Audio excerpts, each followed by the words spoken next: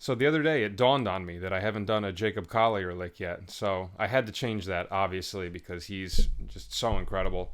And I wanted to start out with a lick that was a little bit more easy to comprehend, not like so much craziness going on. I'll definitely do a more crazy one in the future, but I figured try to find a 2-5-1 lick first to get started out with. And this is actually cool. I found some cool videos of him and his mom playing. I didn't know his mom is a violin player, and there's some cool videos on his mom's channel of them doing a few standards together. And this one is from When You Wish Upon a Star. So this is the 2-5-1 in When You Wish Upon a Star, D minor. So we start with our pointer finger on D on the third string, and then pick the E with your middle finger, hammer on to F with your ring, and then pointer finger goes up to G on the second string, and then pick A with your ring finger, and then pointer finger goes back down to D. Okay, and then the pinky will go up to the D octave on the first string.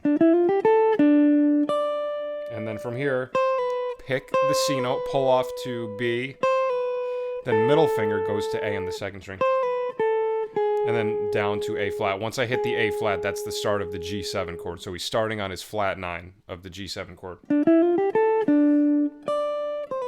So it's actually, the line starts on the end of 3. It's like 1, 2, 3.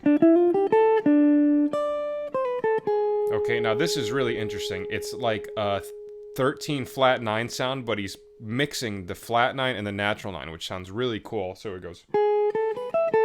That's a really cool sound. A flat, middle finger on A. I'm picking all these notes. Then my pointer finger goes to B on the first string. And then pinky goes up to E. And then back to A on the second string. You could also do the B here if you want to do it right there. I like the sound of that. I like the fourth on one string, the fourth stretch. By fourth, I mean interval, not 4 frets. Fourth interval. So now we have.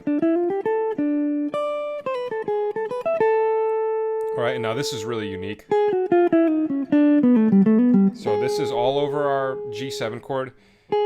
So after we do that, you do A flat, G flat, just chromatic, F, E flat, and then slide down from the E to the E flat, you slide down.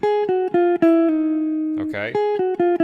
So you might be thinking to yourself, it's a G7 chord, but he's hitting an F sharp, right? Major 7. Anytime I see a major 7 over a dominant chord, I'm usually assuming that they're thinking of the tritone sub 2-5. So we've talked about this in a couple other videos. So in G7, right, the tritone sub go a tritone away. It's D flat 7, right? So if you were thinking of D7 in terms of like a 2-5, the 2 chord that would come before it would be A flat minor, right? Which A flat minor gives you that G, I was calling it F sharp, a G flat to be enharmonically correct, right? So I'm willing to bet he's probably thinking along the lines of like A flat Dorian or something like that.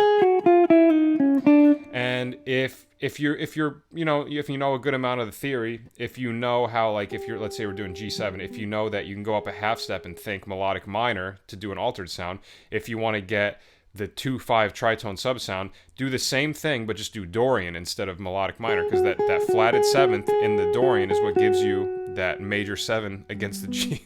That sounds really confusing. Hopefully people can comprehend that. I don't even know if I can. So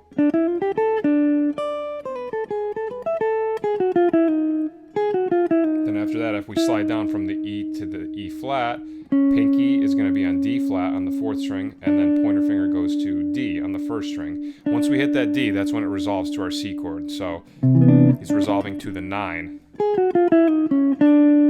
So just basically looks like a huge chromatic approach to the 9, right? 4 notes above, 1 note below. And then the way we end. And then I pick B, pick A, pick the G note with my pinky, and then I go back to A and I hammer on to B with my ring finger. And then back down to G. So that, again, C is 9, 7, 6,